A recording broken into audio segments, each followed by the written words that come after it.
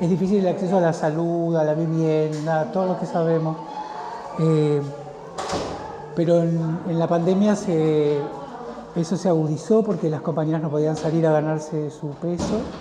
Y cuando nos juntamos y nos encontramos nos dimos cuenta de lo que ya sabíamos, igual cada una, por montones de situaciones que han pasado siempre en los hospitales del rechazo a nuestra atención, o de la mala atención, o de las no ganas de ir, ¿no?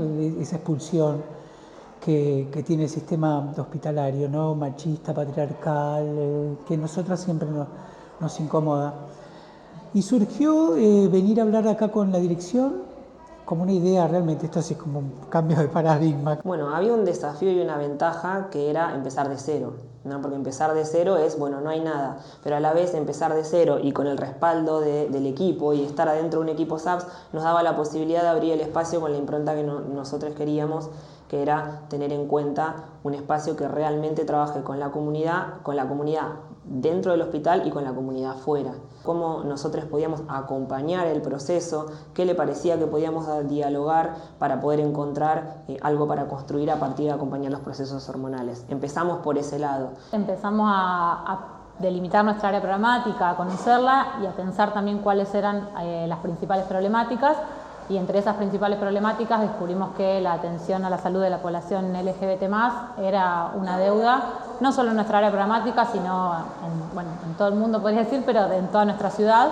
Y ahí definimos empezar a trabajar un dispositivo que atienda específicamente la salud de la población LGBT+, pero pensando en su accesibilidad a todo el hospital. No quisimos hacer un consultorio amigable, sino que quisimos hacer un espacio donde puedan ingresar al hospital y que ojalá que el día de mañana no sea necesario y que puedan ingresar como cualquier otro usuario al hospital.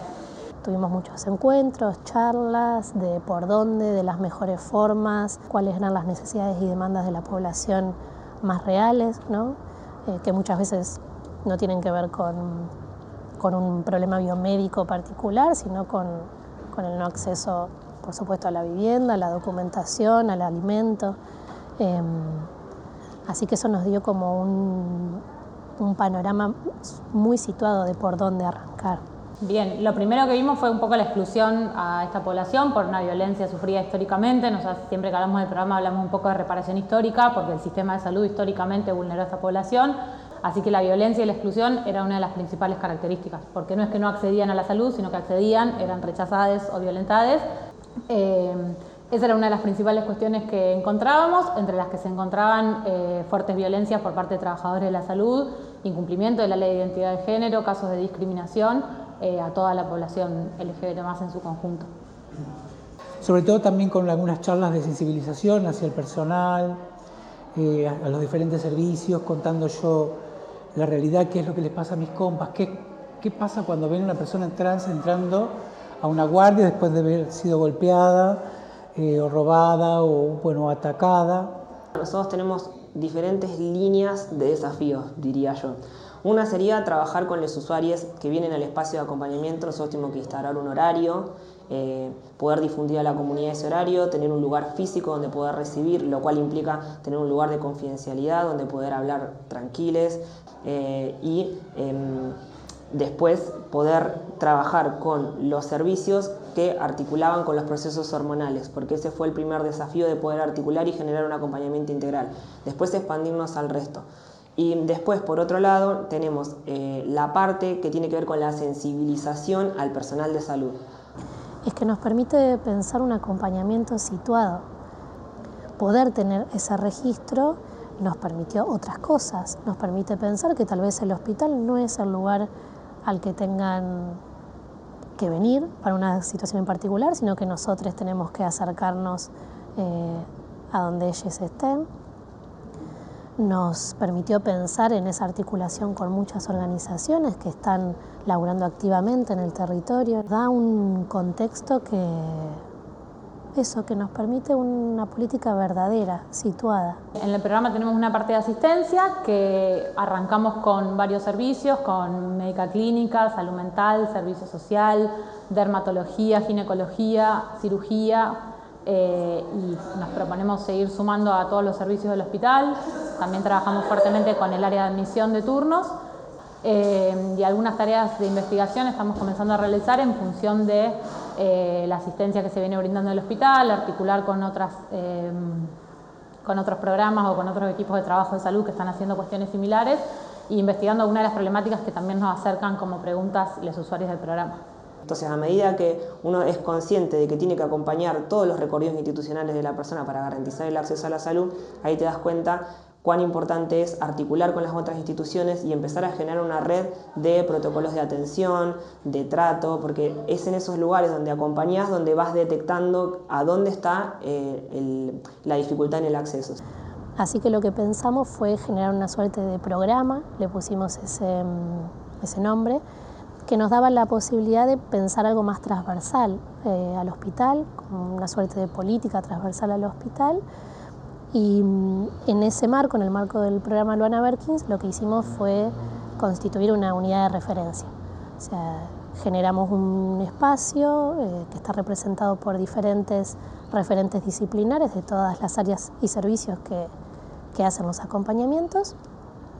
Y un poco a partir de ahí se empezó a motorizar la atención, ¿no? El programa tiene varias líneas, pero una pata muy fuerte es lo asistencial. Pero lo vemos como un espacio que puede acompañar todos los procesos que tienen las personas dentro del recorrido por el sistema de salud, más allá de los procesos hormonales y contemplando a toda la diversidad y a toda la disidencia. Que se puedan atender con cualquier especialidad y con cualquier profesional de nuestro hospital, que le garanticemos la atención como a cualquier persona. Es ahí donde yo vuelvo a que para mí es súper importante que en cada espacio de acompañamiento tiene que haber una persona de la disidencia mínimo acompañando, porque si estamos hablando de otras formas de hacer salud, tenemos que tener en cuenta que todo el recorrido que tiene la disidencia es súper importante para los espacios de acompañamiento. Sí, conocimientos, obvio, tenemos saberes. Entonces, en función de esos saberes es que debiera enfocarse este cupo laboral, ¿no? Conocernos, como hablamos de la salud integral, bueno, sería como un reconocimiento integral de una persona. También pensamos que lo importante y lo que a mí me permite esto es trabajar en el cotidiano y en el revés de la trama de lo que es las barreras de acceso a la salud, porque lo que hacemos es un recorrido cotidiano de, bueno, voy servicio por servicio, 2 o 3 veces por año, volvemos a charlar, volvemos a retomar eso. Hay un recorrido súper importante que tiene que hacer cada persona para poder reflexionar e instaurarlo como práctica. Tiene que ver con cambiar una mentalidad totalmente, hay que cambiar la mentalidad por completo. Y otra de las cuestiones que estuvimos haciendo fueron algunas capacitaciones o espacios de taller con diferentes espacios y servicios del hospital para reflexionar sobre estas prácticas y sobre cómo lograr esa accesibilidad. La ley de identidad de género es algo que hoy como efector de salud en general sigue faltando, tenemos registros informáticos binarios y es algo que intentamos conversar cada vez que nos juntamos y ver cómo desarticular. Y desde ese lugar los marcos normativos, bueno, la ley de identidad de género, la ley de derechos del paciente, eran marcos que nos permitían poder acompañar a nuestros y a nuestras compañeras en estos abordajes que proponíamos, ¿no? En estos abordajes más integrales a la salud. Otra cosa que sucedía es que por ahí, en los registros anteriores, como funcionaba antes en el sistema acá en el hospital, no se podía poner el registro apropiado con los signos que correspondía a la ley de trato digno cuando las personas no tienen el DNI rectificado. Entonces eso fue hablar con el sector de turnos, hablar con la parte de sistemas para poder generar la modificación y poder hacer el registro correcto, hablar con legales. Fuimos generando una articulación para ir rompiendo con todas esas barreras. Pero también hay algunas cuestiones más clínicas de consultas específicas de los usuarios sobre la armonización, sobre los tratamientos, sobre los tiempos. Hay también una gran demanda de salud mental, pero a la vez una gran patologización de cómo se enfrentan estos casos en derivar directamente a salud mental cuando muchas veces los usuarios no lo piden, y esa es otra de las cosas que hemos problematizado y que hemos charlado. Pero hay una demanda muy importante de infancias y adolescencias de procesos de hormonización, pero también de acompañamientos. Y nunca vi lo que hoy por hoy estamos viendo, ¿no? Esta posibilidad de acceder a insumos que son muy, muy costosos. Eso se pudo hacer a través de una articulación con el programa de políticas de género y diversidad, de la dirección, perdón, de políticas de género y diversidad del Ministerio de Salud de la provincia, que por primera vez veíamos cómo como había una política de garantía de esos insumos, y hoy por hoy esa articulación nos permite que mensualmente todos los usuarios que se hormonizan, ¿no? que transitan procesos hormonales de modificación corporal, accedan a ese recurso. En un principio nuestro programa además está nucleado en el programa de Género y Diversidad de Provincia, que es quien nos provee las hormonas para los tratamientos de modificación corporal hormonal, y además nos hace un acompañamiento integral en todo lo que sea necesario, también de capacitaciones, también de encuentro y también de balance.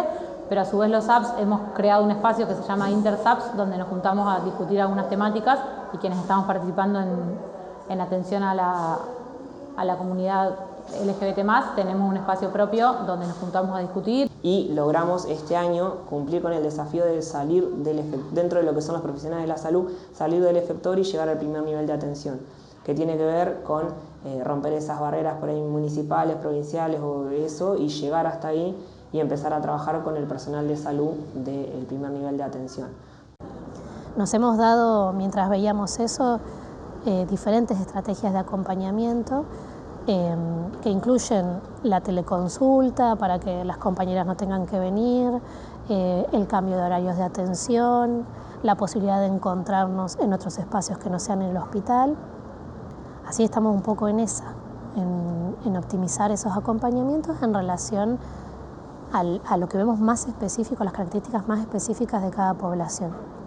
Y en función que se fueron abriendo otros apps y otros efectores de salud fueron generando más espacios de género y diversidad en la provincia y en la ciudad, y también fuimos articulando con ellos intentando poner problemáticas en común, pero creo que los apps fueron un gran potencial para que esta temática se trabaje mucho más y se fueron abriendo nuevos espacios. Así que hubo buena recepción acá, pero al día de hoy hay muchos otros más espacios seguros para la población en la ciudad a la que acceden actualmente. Y después el desafío fue ir construyendo un espacio realmente integral a partir de la recepción de las consultas y empezar a llegar a más allá, o sea, más allá de las personas trans, sino los desafíos que tenemos realmente hoy día es tratar de llegar a toda la comunidad LGBT y bueno, ese es como el desafío más grande que tenemos, porque nos implica sí o sí ir a las escuelas, estar con otras instituciones, contemplar otros recorridos institucionales para poder ampliar. Hay algo que siempre decimos en relación al programa y al SAPS, que el SAPS fue un facilitador para que este programa surja. Digamos, el programa es un programa del hospital, no es propio del SAPS, pero el SAPS fue un facilitador para poder crearlo, un poco por nuestro espacio interdisciplinario, por los tiempos y por el lugar que tenemos en el hospital. Nos fue un elemento central para poder nuclear en la unidad de referencia al resto de los servicios y poder armar este programa. Fue fantástico para mí encontrar un equipo que tuviera más o menos estas mismas intenciones, de cambiar estas prácticas, ¿no? Hacia adentro y hacia afuera. En que pueda haber personas, profesionales de la salud que realmente tengan una intención de ver a la persona como una persona íntegra, y la idea es garantizar los derechos. Después, bueno, sí, se podrá sensibilizar, ¿no? Pero este espacio me parece fascinante desde la garantía, como garantes de derechos, ¿no? De la salud del colectivo y de otras personas. Sino una perspectiva que nosotros como hospital nos hizo crecer mucho, digamos, creemos que no fue más lo que le aportó los usuarios y el programa al hospital que al revés, que hubo un cambio y hay un cambio de paradigma, decíamos recién con Checha, en el hospital desde que el programa existe, y que queremos que eso se siga ampliando y abriendo.